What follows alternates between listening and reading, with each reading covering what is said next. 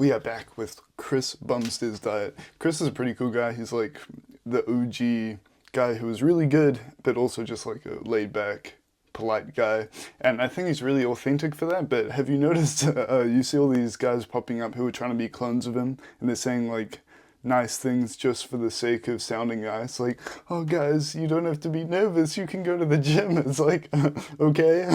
My name's Shay, I'm a nutritionist and an international level athlete, and I did Mike Israel's cutting diet, and it's pretty easy to dunk on a cutting diet, say it's bad, because it's not meant to be sustainable, but Chris here is doing his bulking diet, so let's see what he's eating. But my breakfast for like 2 months was eggs, avocado, oatmeal, and a shake, and I've just started to hate both avocado sometimes, but eggs a lot, and I just don't like eating anymore. So I'm gonna have a little bit of steak, a little bit of oats, and a shake probably. My breakfasts are just whatever I can put down, because when I'm at this point in my off season, I just don't really love food very much, especially breakfast food. For some reason, it's really hard for me to eat.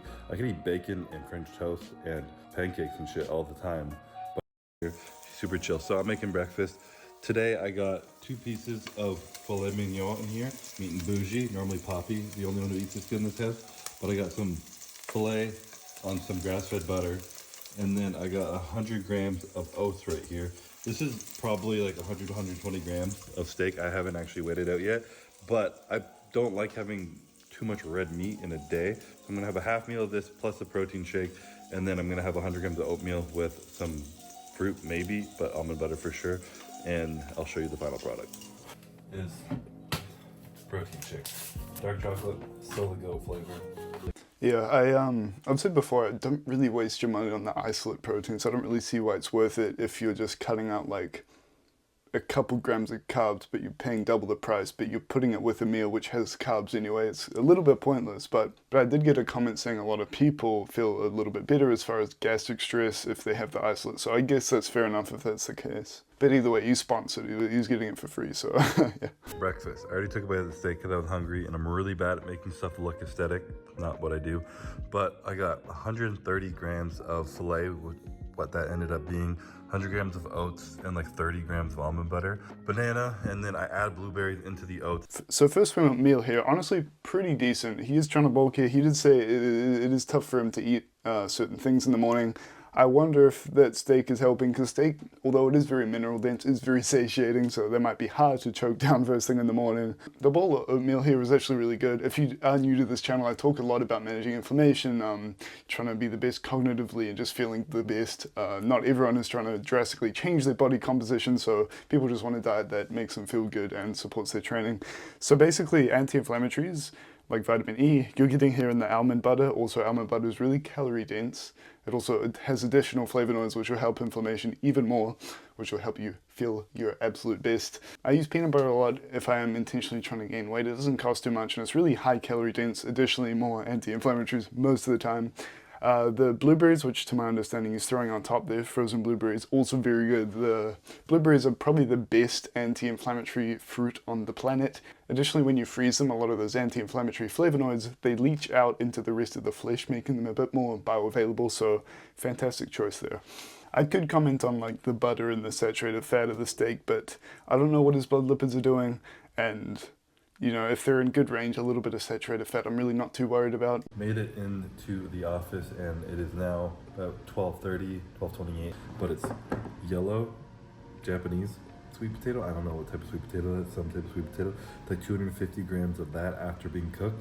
Literally just bake it in the skin and then you peel the skin off and it becomes like mash pretty much. It's super easy to eat. Then you have 225 grams of 93% ground turkey, so I believe this is right around 700 calories. This is all just in random apps that I have no idea if they're correct or not, so I just kind of guess, but I eat the same thing every day, and something people like always ask me is how to know how much to eat, and there's no like calculation online. I mean, I believe in the calculation of somewhere between 1.6 to 2 grams of protein per pound of body weight, but within calories and everything, you really just gotta learn by yourself. You gotta eat consistently the same thing, and if you're getting fat, you should probably eat less fat or less carbs. If you're getting skinny, you should probably eat more protein and more everything. So you kind of got to find your way within that. I've been eating the same thing for years now, and I just know if I add a little bit here, add a little bit there, I know what my body's going to do. So same foods every day. I typically eat the same protein almost all year round, and then I up my carbs and my fats. So if I get my fats really high in the off season, I have no appetite and I can't eat. So I really have to balance some things, and it's all trial and error. There's no secret to it. It's just figuring out what works best for you.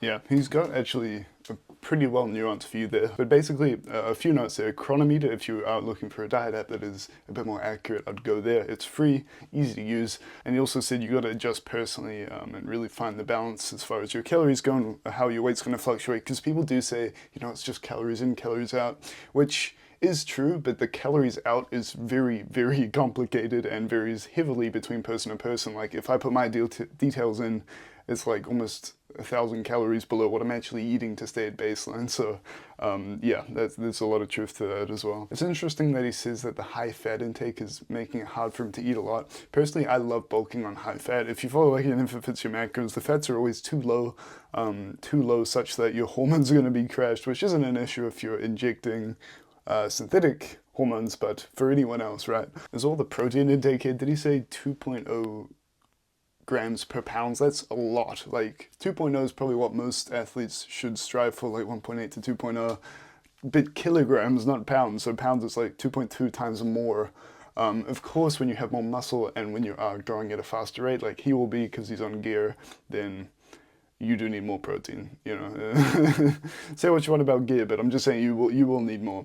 Somewhere between 1.6 and 2 grams of protein per pound of body weight. Yeah, it does say pounds. That's a lot, dude. Unless you're on gear, you do not need to eat that much, okay?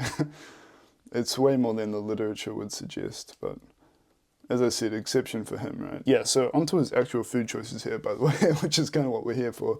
If you are eating potatoes, I really recommend you leave the skin on. Of course, it's got that fiber, which you might not want if you're trying to bulk up because it can be quite satiating for no calories, but it also has a lot of the micronutrients like the magnesium, the iron, the vitamin K, all of the above. Most of it's in the skin, so when you take that off, you're kind of just getting starch, which, you know, I mean, if you're hitting all your micronutrient targets, sure, but something to keep in mind. As far as the turkey goes, like most meats, it's got decent mineral content and of course protein. It's got that selenium, zinc, and iron. I wonder why he's going like the extra lean. I think did he say 97% lean? Because if you're worried about that saturated fat while you're cooking with butter, and if you're not worried about the saturated fat, why don't you just have the more fat because it's more calorie dense because you're trying to eat more calories. But yeah, anyway, unless he's really that sensitive to fat, because I realize he did say if he's eating a lot of fat, it's hard for him to eat more, but... You haven't talked about your actual, like, bum energies, like your flavors. Yeah, he's plugging the bum energy. It sounds a bit suspect, like, I don't know, if I were him, I'd just double down and call it bum juice. That'd be so funny. I would buy that. It's like, oh man, have you tried the red bum juice? It's like... maybe. If you are enjoying, please be sure to drop a like and consider subscribing. It's free, helps me out, and I'd love to have you on board. I've been eating so much rice that I'm beginning to build the food intolerance. So I'm actually doing a food intolerance test tomorrow. I'm having 3 of these things of pasta imported directly from Italy, which equals about maybe 110 grams of fat. And then I have 250 grams of ground turkey right here. I got a stack in the food right now because I'm a little bit behind. So I'm boiling that right now, and then I'm microwaving this, and then I feel like I just did this in the last video. Olive oil and salt, so it's super simple. I'm not gonna over talk it because I feel like I already went over this. So I'll show you when it's done. All right, so here's the final product. Yeah, it's important to note what foods are actually gonna react well with you.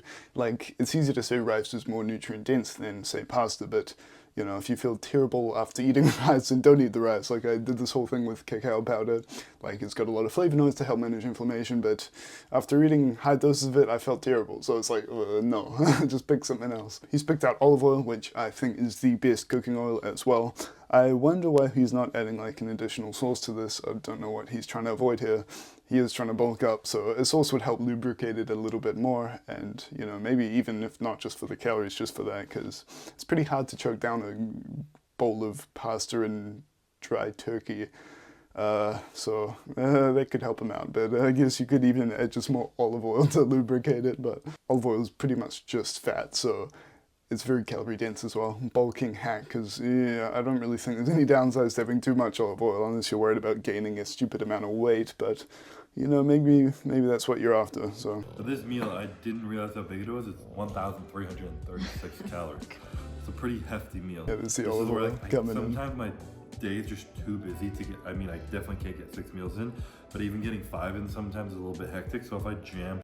Yeah, as well with bulking up, play around with it, but I felt miserable trying to fit in like 5 meals trying to bulk up. It is not enjoyable, and I'm just never hungry. I'm not enjoying any of the meals. As soon as I switched to genuinely 2 meals a day, and this was me eating, you know, above 4,000 calories a day. And I'm not a big guy, I'm only 75 kilos, so that's a lot of food, but your stomach will adjust, it'll stretch out.